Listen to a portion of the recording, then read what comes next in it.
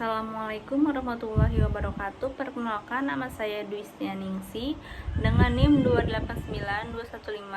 28921501153 Prodi Manajemen. Di sini saya akan mempresentasikan ekonomi syariah.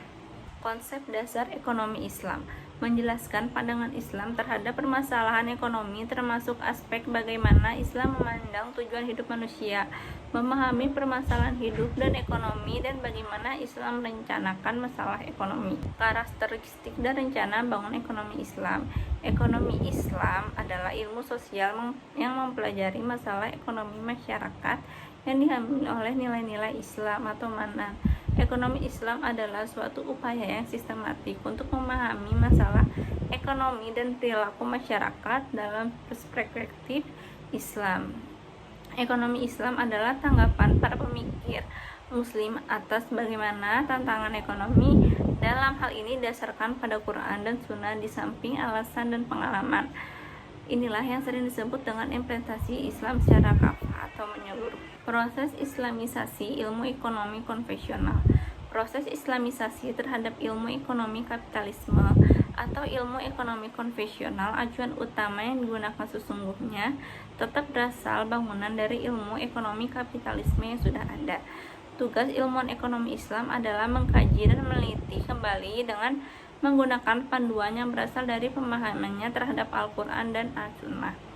Setelah teori-teori ekonomi kapitalisme itu dilihat dan dicermati, jika ada hal-hal yang berbeda atau bertentangan dengan Al-Quran dan As-Sunnah, maka akan dirubah atau dihilangkan. Sebaliknya, jika teori-teori yang berasal dari ekonomi kapitalisme tersebut tidak bertentangan, maka akan dipertahankan dan tidak akan mengalami perubahan sama sekali. Membangun ilmu ekonomi Islam dari sistem ekonomi Islam. Bangunan ilmu ekonomi ini akan berangkat dari pandangan-pandangan dari ekonomi Islam. Berbagai pandangan ekonomi Islam tersebut dihasilkan dari proses penarikan penerimaan atau Istanbul Ahkam yang berasal dari Al-Quran dan As-Sunnah. Selanjutnya berangkat dari berbagai pandangan ekonomi Islam, kemudian disusun sebuah sistem ekonomi Islam. Jika sistem ekonomi Islam telah disusun tersebut benar, diterapkan dalam kehidupan masyarakat dan bernegara yang nyata, maka akan menghasilkan sebuah tatanan ekonomi yang khas, yaitu tatanan masyarakat ekonomi Islam. Problema dasar sistem ekonomi Islam. Menurut pandangan sistem ekonomi Islam, masalah kelangkaan tidak dianggap sebagai problem yang mendasar dari ekonomi manusia, sehingga persoalan produksi baik apa, bagaimana, dan untuk siapa barang dan jasa itu akan diproduksi bukan menjadi prioritas utama pembahasan sistem ekonomi Islam. Sistem ekonomi Islam diturunkan tidak secara khusus untuk menyelesaikan problem kelangkaan. Problem produksi solusinya cukup diserahkan pada hak akal manusia. Menurut pandangan sistem ekonomi Islam, tanpa bantuan dari siapapun, Islam akan menjadi manusia dengan sendirinya dan akan mampu menyelesaikan problem barang dan jasa. Metodologi untuk memperoleh solusi. Metodologi untuk memperoleh solusi dalam perspektif ekonomi Islam berarti kita akan membahas tentang bagaimana cara-cara yang dapat dipertanggungjawabkan secara ilmiah untuk menghasilkan yang nantinya dapat digunakan untuk menyelesaikan berbagai problem ekonomi yang akan muncul di tengah-tengah kehidupan manusia. Metode ini mendapatkan solusi yang akan dibahas ada dua, yaitu metode deduktif. Metode ini untuk menarik hukum syariat dari seruan atau khotob yang berasal dari nas-nas Al-Quran dan As-Sunnah secara langsung, kemudian dijadikan sebagai solusi terhadap problem yang terjadi di lapangan. Metode induktif.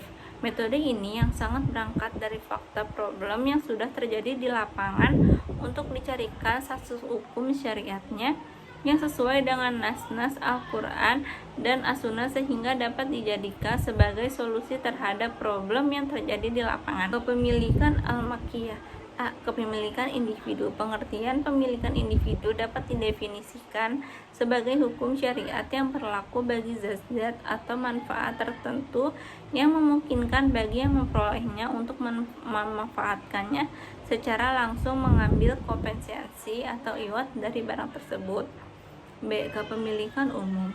Kepemilikan umum adalah izin asli syar'i kepada suatu komunitas untuk bersama-sama memanfaatkan suatu benda-benda yang masuk dalam kategori kepemilikan umum adalah benda-benda yang dinyatakan asyari diperuntukkan bagi suatu komunitas dan saling-saling membutuhkan.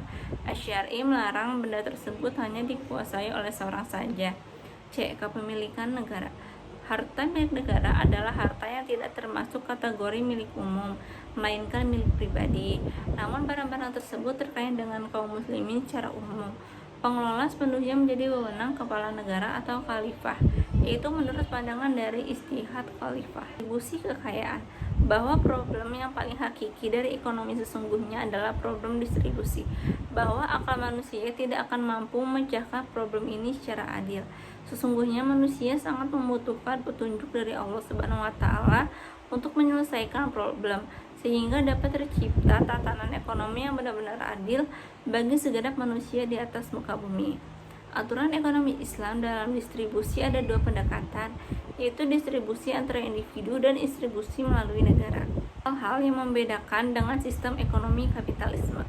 Kapitalisme itu harta dikuasai penuh oleh manusia. Sosialisme itu dikuasai oleh negara, sedangkan Islam segala harta apapun bentuknya adalah pemberian Allah yang penggunaannya diatur menurut aturan-aturan Allah. Menurut ekonomi Islam, perseorangan atau syariah yang berbentuk firma, perseorangan terbatas, koperasi, asuransi, bursa saham, termasuk pengembangan kepemilikannya diharamkan. Mengapa diharamkan dan bagaimana pandangan Anda terhadap hal tersebut? Karena adanya tarif, makanya diharamkan. Untuk makna tarif adalah bermewah-mewah atau berfoya-foya yang hukumnya haram. Adalah berfoya-foya atau bermewah-mewah dengan jalan membelanjakan uangnya atau hartanya untuk perbuatan penyalahgunakan kenikmatan, berbuat maksiat, sombong atau takabur, dan mengembangkan kepada Allah, karena Allah banyaknya nikmat yang diterimanya. Sekian presentasi dari saya mengenai ekonomi syariah. Wassalamualaikum warahmatullahi wabarakatuh.